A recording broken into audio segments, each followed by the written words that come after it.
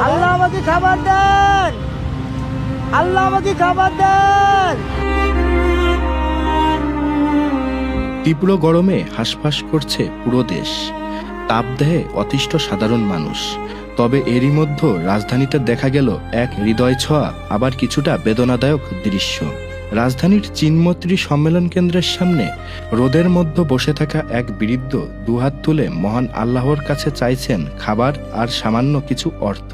তার কণ্ঠে ছিল অসহায়ত্ব, চোখে ছিল বেঁচে থাকার আকুতি। আল্লাহ আমাকে খাবার দেন, আল্লাহ আমাকে খাবার দেন। আমি একটা বাবার ভাত খাবার দেই, টাকা পয়সা হয়নি, আল্লাহ যদি দেয়।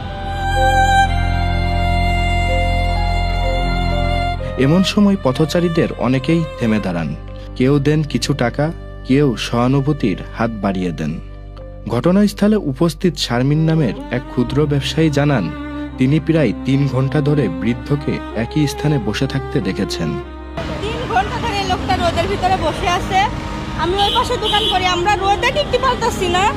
আর উনি কিভাবে রোদটার ভিতরে বসে আছে এটা বলেন। বৃদ্ধের সঙ্গে কথা বলে জানা যায় তার কোনো পরিবার নেই, রাস্তাতেই থাকেন। জীবনের তাগিদে এমন এক স্থান থেকে আরেক স্থানে ঘুরে বেড়ানোই তার প্রতিদিনের বাস্তবতা। বাবা নাই, মা নাই, ভাই নাই, বোন নাই, কেউ নেই। কোনো কবরস্থানে তারে ঘুমাই, কোনো মসজিদে থাকি। এই তীব্র গরমে এমন অসহায় মানুষের পাশে দাঁড়ানোর এই মানবিক চিত্র যেন আমাদের সবাইকে আরো সহানুভূতিশীল হওয়ার বার্তা দেয়। Ejaz Mahmud, channel I.